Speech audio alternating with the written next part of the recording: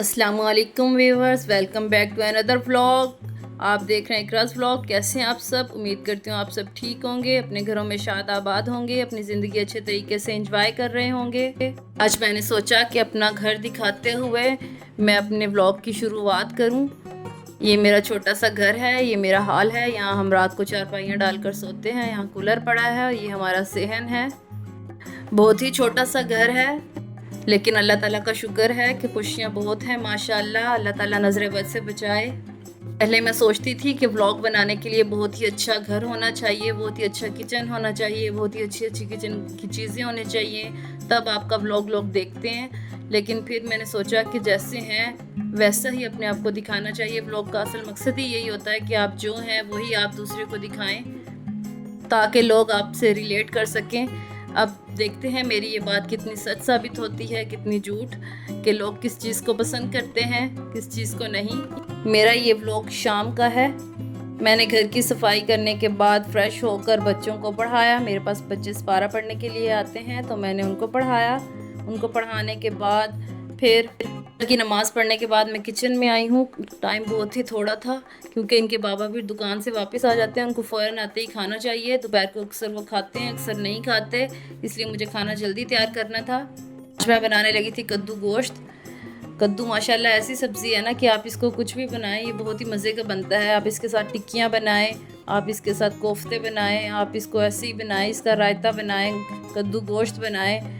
कद्दू दाल के साथ, चने की दाल के साथ भी बहुत ही मज़े के बनते हैं। जैसे चाहें आप इसको बना सकते हैं। शॉर्ट होने की वजह से मैंने तमाम चीज़ों को इकट्ठा ही चॉप कर लिया। लहसुन, अदरक, टमाटर और हरी मिर्च को इकट्ठा ही चॉप करके उसके अंदर मसाले डाल दिए। मसालों में जो घर के मसाले होते हैं, हल्दी, मिर्चें, नमक और मसाला धनिया मिर्च, सूखा धनिया और थोड़ी सी काली मिर्च, ये तमाम चीज़ें डाल दी मैंने साथ ही चॉपर के अंदर।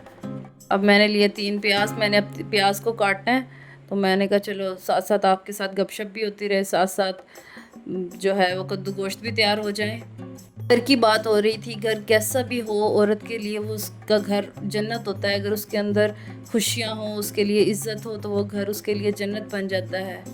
देखने वाले को ऐसा फील होता होगा कि इतने छोटे से घर में कैसे रहते हैं, कैसे अपनी ज़िंदगी एंजॉय करते हैं। लेकिन हमें अपने से नीचे वालों को देखना चाहिए, अपने से ऊपर वालों को नहीं देखना चाहिए।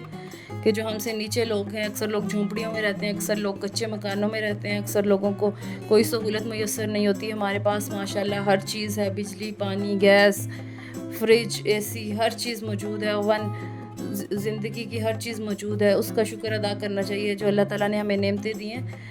अल्लाह ताला वैसे भी जो नेमतों का शुक्र अदा करते हैं, अल्लाह ताला उनकी नेमतों में मज़ीद इजाफ़ा फरमा देते हैं, और जो नाशुक्री करते हैं तो अल्लाह ताला उनकी नेमतों को घटा देते हैं। इसलिए हमें हर वक्त अल्लाह ताला का शुक्र अदा करना चाहिए। किसी भी चीज़ के लिए अल्लाह ताला का शुक्र बनता है।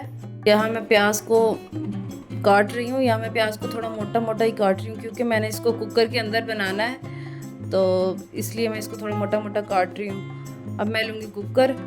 कुकर जो है वो मेरा थोड़ा अंदर से काला होगा, आप इग्नोर कीजिएगा, क्योंकि एक दिन मैंने इसके अंदर आलू बॉयल किए। वैसे मैं पतीले के अंदर आलू बॉयल करती हूँ, लेकिन मैंने इसके अंदर आलू बॉयल कर दिए गलती से, क्योंकि मुझे जल्दी थी।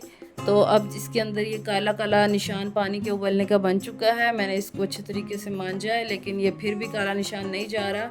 अगर आप लोगों में से किसी को पता है कि ये काला निशान कैसे जाएगा, तो मुझे ज़रूर बताइएगा। मैं आपकी जो टिप है उसको लाजमी आजमाऊँगी।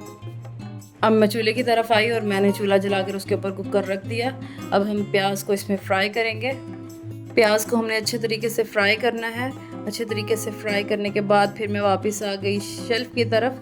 वहाँ पड़े हुए थे कद्दू। मैंने उन कद्दूओं को छीला। मैंने कहा चलो जब तक प्याज फ्राई हो रहे हैं तब तक मैं अपना ये काम भी कर लूँ साथ साथ। तो मैंने कद्दूओं को छीला। अच्छी तरह से छीलने के बाद फिर मैंने उसको कटिंग किया।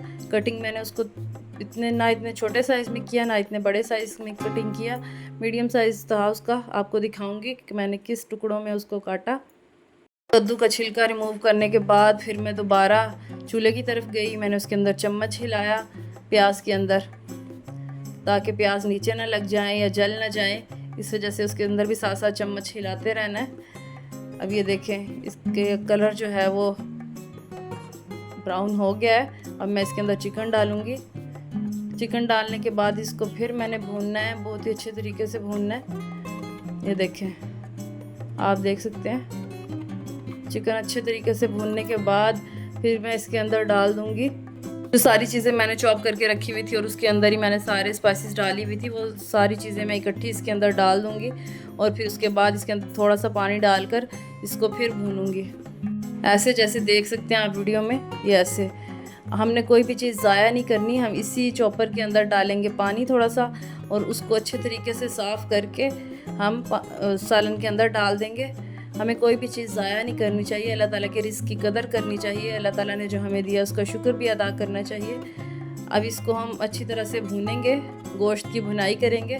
इसमें तकरीबन 5-10 मिनट लग सकते हैं, 10 मिनट तकरीबन इसमें लगते हैं। इसको अच्छे तरीके से हम भूनेंगे। अगली बारी आएगी कद्दू को इसके अंदर डालने की। ये देखें, इस कंडीशन में मैंने कद्दू को कट किया था। अब हम कद्दू को डालने के बाद थोड़ा सा इसके अंदर चम्मच हिलाएंगे।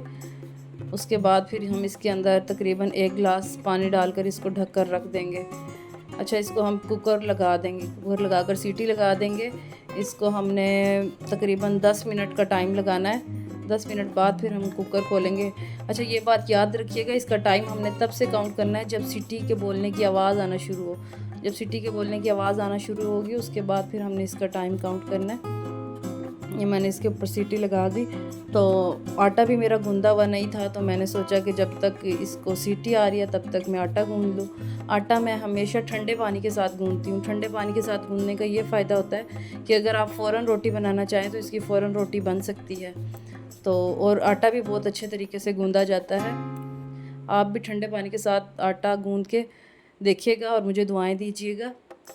ठंडे पानी के साथ आटा गूंदने के बाद फिर मैं इसको थोड़ी देर के लिए ना छोड़ दूंगी। ऐसे इकट्ठा करने के बाद थोड़ी देर छोड़ दूंगी। तो उसके बाद फिर मैं आके इसको दोबारा गूंदूंगी तकरीबन 2-3 मिनट बाद। तो उस तब ये जो आटा है वो बिल्कुल अच्छे तरीके से गूंदा जाता है। ये देखें, आटे को गूंदने के बाद फिर मैं थोड़ी देर के लिए फ्रिज में रख देती हूँ ताकि रोटी बनाने में आसानी हो। शाम का वक्त मेरे लिए बहुत ही मसरूफ़ होता है क्योंकि इसमें बच्चे भी पढ़ने वाले आते हैं सपारे से, और इसी टाइम मैंने खाना भी बनाना होता है क्योंकि आयशा के बाबा जो हैं वो मेरे हस्बैंड रात को आते हैं, तो इसलिए उनको ताज़ा खाना बनाकर देना होता है। इसलिए जो दोपहर को हम यही सालन खा लेते हैं जो बचा हुआ होता है। सुबह तो बच्चे खाते हैं अंडा पराठा, अक्सर रस वगैरह हो तो वो खा लेते हैं, ब्रेड खाने हो वो खा लेते हैं। तो सुबह की इतनी टेंशन नहीं है। दोपहर को हम सिर्फ रोटी बनाते हैं। अल्लाह, इसको भूनने के बाद देखें माशाल्लाह कितनी प्यारी लुक आई है सालन की। ये बहुत ही मज़े का बना है। अच्छा, मेरे हस्बैंड काम से वापस आए तो आते हुए बच्चों के लिए और मेरे लिए ले आए बर्गर और शवारमा। तो बच्चों ने तो अपने हिस्से का खा लिया था, ये उनके और मेरे हिस्से का पड़ा था। तो मैंने कहा चलो आप लोगों को भी दिखाऊं। मेरी सबसे छोटी बेटी आयमा जो है उसकी 2 दिन बाद बर्थडे है। हम वैसे अक्सर बर्थडे वगैरह मनाते नहीं हैं, लेकिन बच्चों को खुश करने के लिए केक वगैरह ले आते हैं। कभी 1-2 दिन आगे पीछे उनको ले जाते हैं बाहर घुमाने के लिए, खाने पिलाने के लिए। तो बच्चे खुश हो जाते हैं कि हमारी बर्थडे हो गई है। तो आज उसके बाबा केक ले आए थे। तो अल्लाह ताला मेरी बेटी को ज़िंदगी दे, आप भी दुआ कीजिएगा उसके लिए। हैप्पी बर्थडे आयमा नूर। अल्लाह ताला सब की बच्चियों को खुश रखे, आबाद रखे। अल्लाह ताला मेरी बेटी को भी लंबी ज़िंदगी, सेहत और तंदुरुस्ती वाली ज़िंदगी अता फरमाए। अच्छा लगा तो लाइक कीजिए, कमेंट कीजिए, शेयर कीजिए, सब्सक्राइब कीजिए। अल्लाह हाफिज़।